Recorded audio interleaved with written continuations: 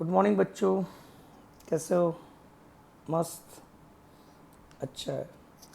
Last lecture में हमने nuclear radius, इसके बाद उसकी डेंसिटी, उसके बाद न्यूक्लियर फोर्सेस के बारे में स्टडी किया था। आज का हमारा जो लेक्चर है रेडियो एक्टिविटी है।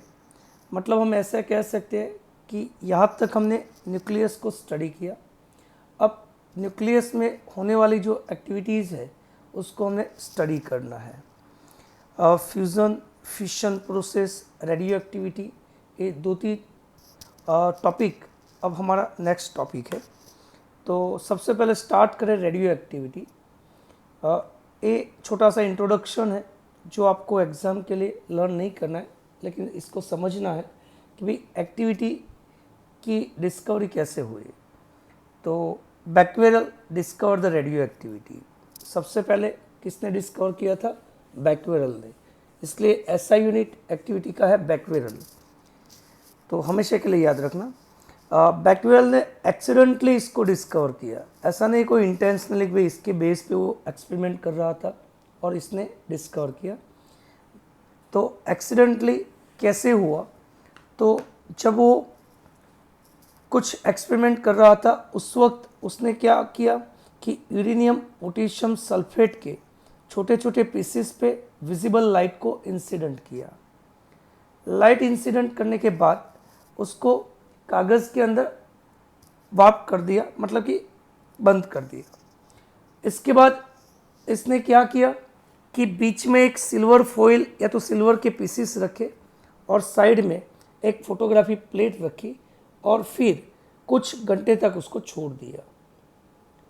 आफ्टर सेवरल टाइम उसने देखा कि जो फोटोग्राफी प्लेट है इसके ऊपर ब्लैक डॉट नज़र आ रहे हैं। ऐसा तभी पॉसिबल है कि जब यूरेनियम पोटेशियम सल्फेट में से कुछ इनविजिबल रेज एमिट होने चाहिए जो पेज मतलब कागज़ को एंड सिल्वर के जो पीसेस है इसको क्रॉस करके, इसको पेनिट्रेट करके बाहर निकल के फोटोग्राफिक प्लेट पे वो इफेक्ट क्रिएट करने चाहिए। ये जो इनविजिबल रेस थे इसको नाम दिया बैक्वेरल रेस। इसके बाद मैडम क्यूरी और पियर क्यूरी ने यूरेनियम में से रेडियम और पोलोनियम को सेपरेट किया। आफ्टर सेपरेशन देखा कि जो रेडियम एंड पोलोनियम है उनकी एक्टिविटी यूरेनियम की एक्टिविटी से भी ज़्यादा है। तो दोनों ने मिलके रेडियो एक्टिविटी का एक कॉन्सेप्ट दिया कि the substance which spontaneously emit penetrating radiation are called the radioactive substance और the phenomenon is known as radio activity. तो ये जो रेडियो एक्टिविटी फिनोमिनन है वो एक्सीडेंटली है। यहाँ पे मैंने लिखा है कि after eliminating some pieces of uranium potassium sulphate with visible light he wrapped them in a black paper and separate the package from a photographic plate by a piece of silver।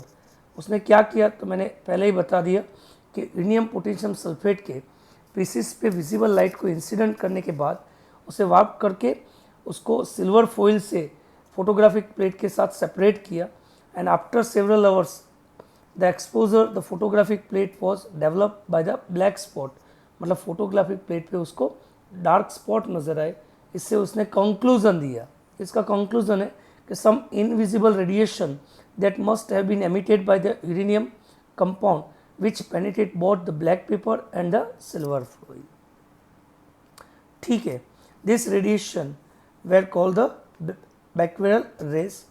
Madam Curie and Pierre Curie separate the radium and polonium from the uranium and both radium and polonium are more active, highly active as compare to uranium. Okay, तो ये activity का basic introduction है।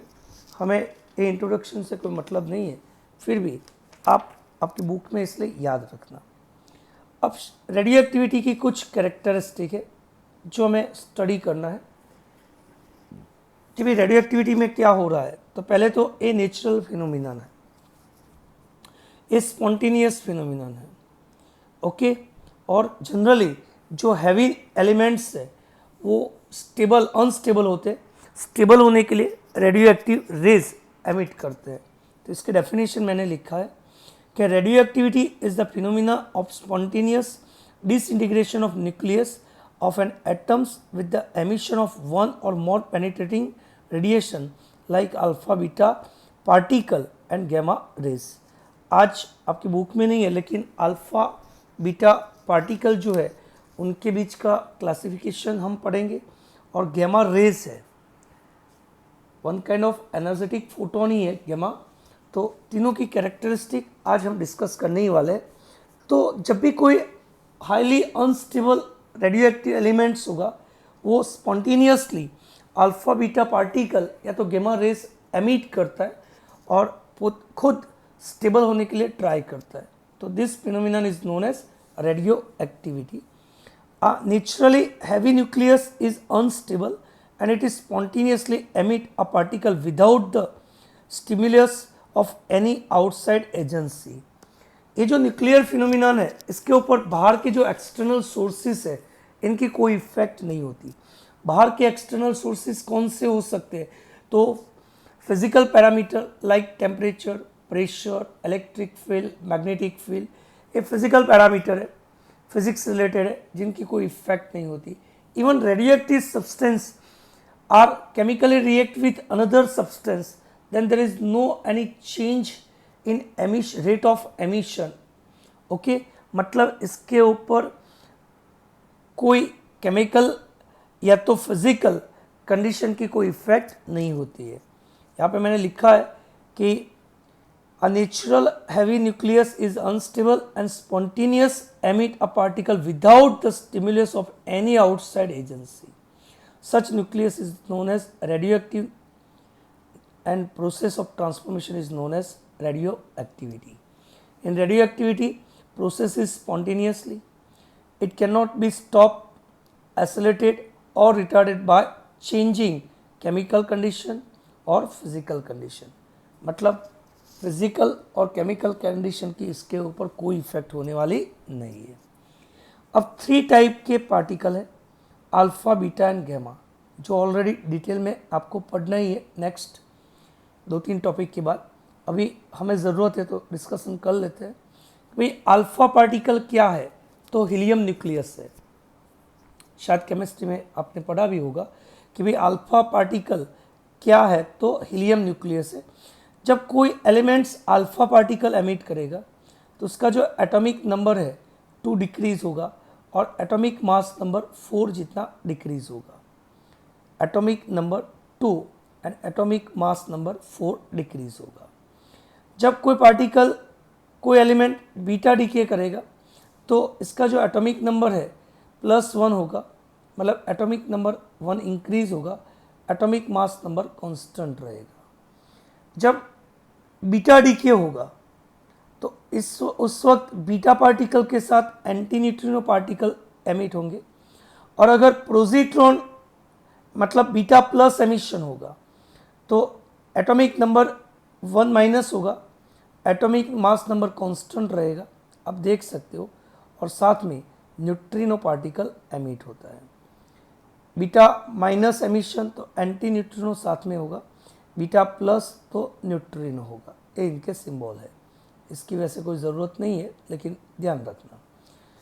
जब gamma decay होगा तो gamma as a highly energetic particle, जब भी gamma emission होगा तो atomic number atomic mass number same रहेगा, सिर्फ और सिर्फ एनर्जी रिलीज होगी अप्रॉक्सीमेटली 10⁶ इलेक्ट्रॉन वोल्ट जितनी एनर्जी इसके अंदर रिलीज होती है।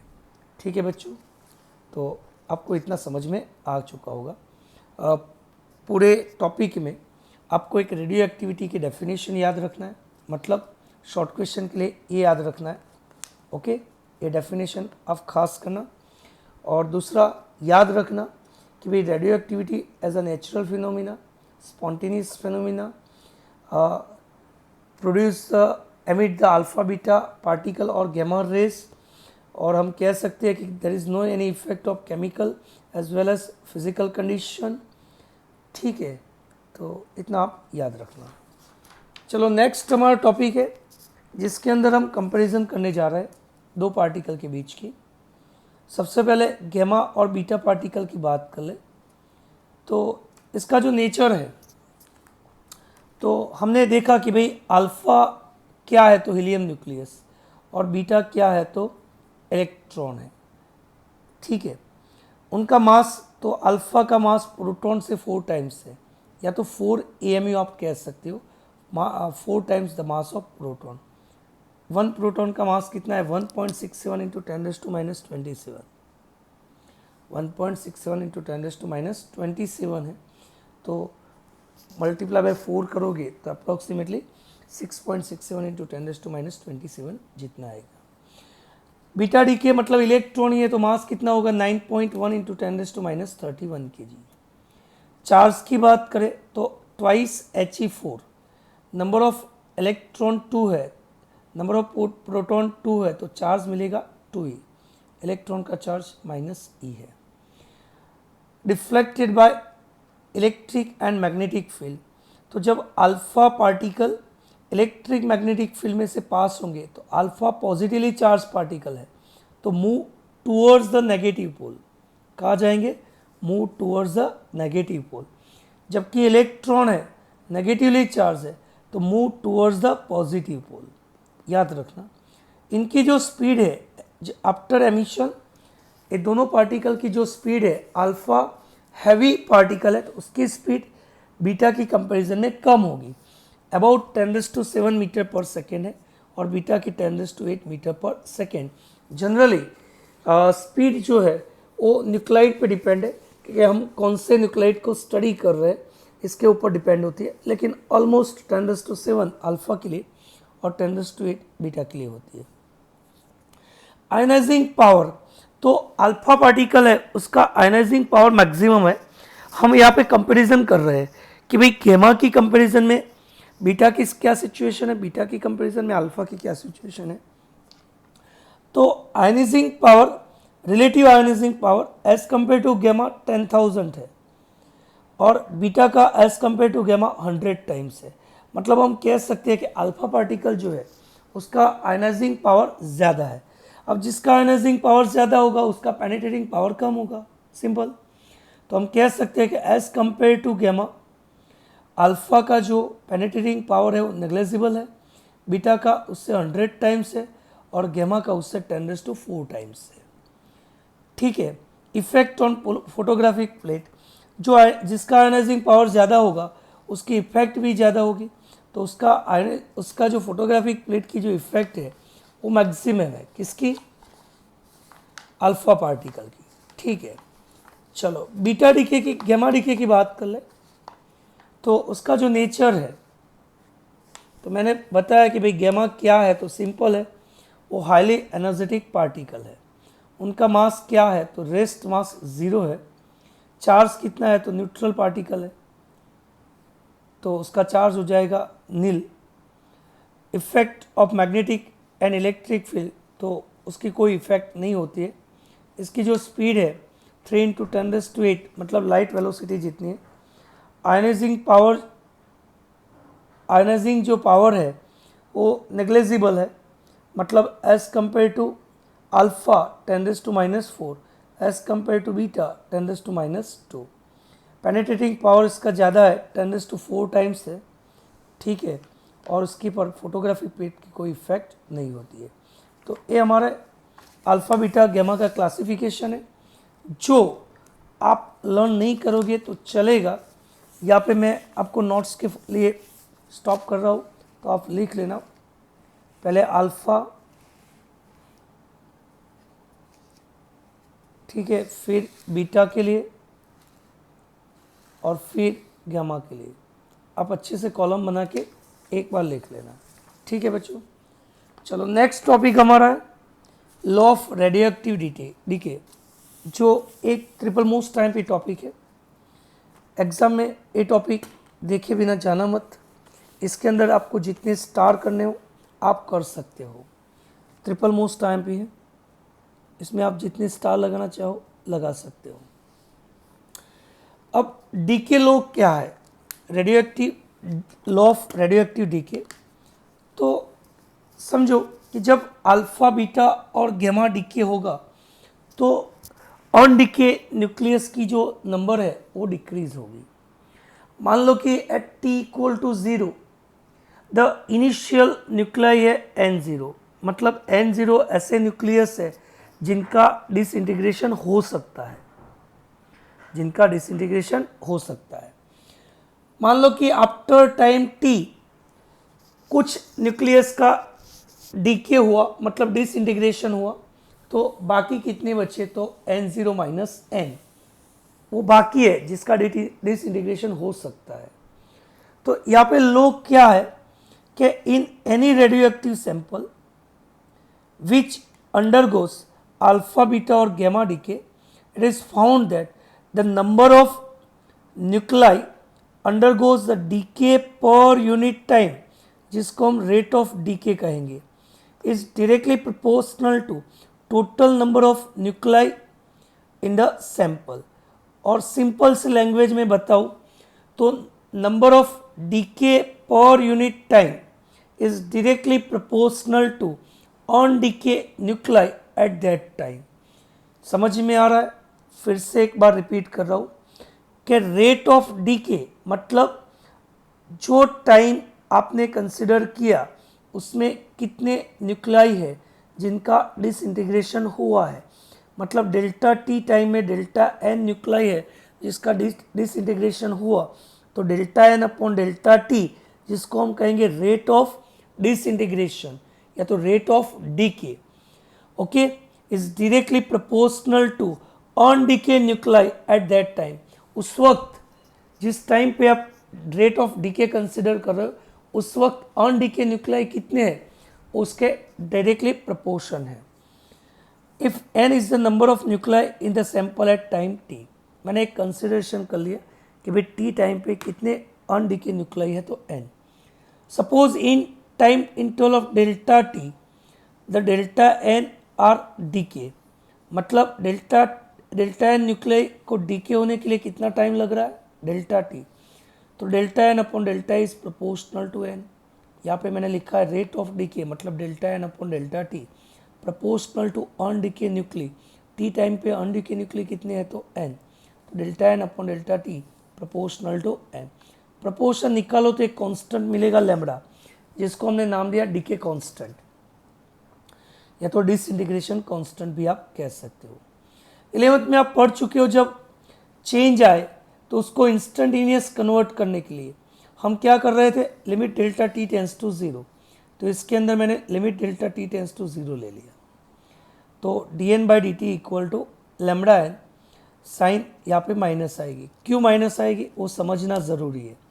समझो बच्चों कि भाई जैसे जैसे टाइम इंक्रीज हो रहा है तो ऑन डीके न्यूक्लाई डिक्रीज हो रहा है, मतलब n की वैल्यू डिक्रीज हो रही है, लेकिन जो इसका डिसइंटीग्रेशन हो रहा है इनकी नंबर इंक्रीज हो रहा है।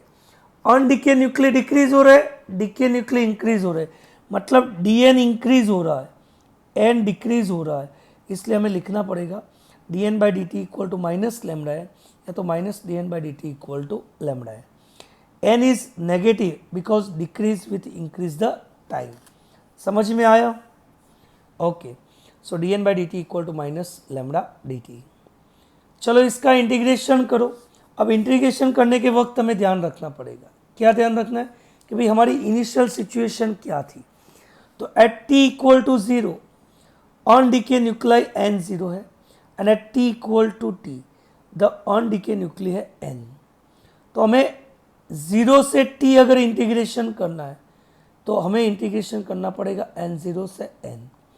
यहाँ पे नंबर डिक्रीज हो रहे हैं, n0 से डिक्रीज हो गया n होगा, टाइम इंक्रीज हो गया 0 से t होगा, तो हमें एक्चुअल में यहाँ पे माइनस करना चाहिए, लेकिन आप दोनों में से कोई एक जगह पे माइनस लिख सकते हो, उससे कोई इश्यू नहीं है। चलो बच्चों 1/x का इंटीग्रेशन क्या होगा, log x, तो log x हो गया, dt का इंटीग्रेशन t है। 1 वी टेक n और उसके बाद n0, ओके, रखो वैल्यू, सॉल्व करो तो आपको फॉर्मूला मिलेगी n equal to n0 e raise to minus lambda T.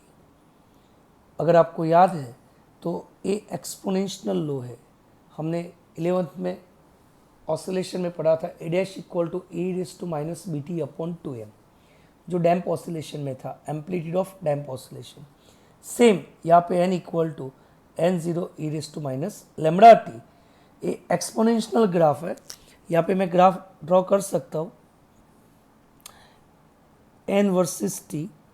जैसे जैसे ये हमारे इनिशियल अनडीके न्यूक्लाई है, जैसे जैसे टाइम इंक्रीज होगा तो अनडीके न्यूक्लाई डिक्रीज होंगे और फाइनली उनकी वैल्यू नेग्लिजिबल मतलब ज़ीरो हो जाएगी।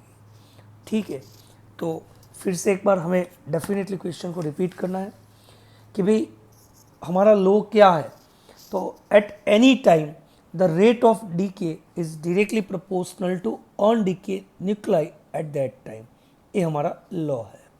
हमने कंसिडर किया, आप पहले ही कंसिडर कर सकते हो कि let at T equal to 0 undecayed nuclei is n0, at time t on decay nuclei is n. So in time interval of delta t the decay nuclei is delta n, so delta n upon delta t proportional to n. proportional निकालो constant आएगा, limit डालो तो dn by dt equal to minus lambda dt आ जाएगा। फिर हमें integration करना है दोनों साइड पे। इंटीग्रेशन कहाँ से कहाँ करना है, तो 0 से t टाइम, क्योंकि टाइम इंक्रीज हो रहा है लेकिन number of undecayed nuclei decrease हो रहा है, तो n0 से n। ठीक है, फिर तो हमें वैल्यू रखना है n और n0, t n0, 0 का कोई मीनिंग नहीं है, माइनस है तो डिवाइड हो जाएगा, लॉग निकालो तो e रेस टू हो जाएगा। तो हमें एक इक्वेशन मिला n equal to n0 e raise to minus lambda T. बच्चों इक्वेशन घर पे 2 to 3 टाइम लिख के इसको आप प्रिपेयर कर लेना। ओके, जय हिंद जय भारत।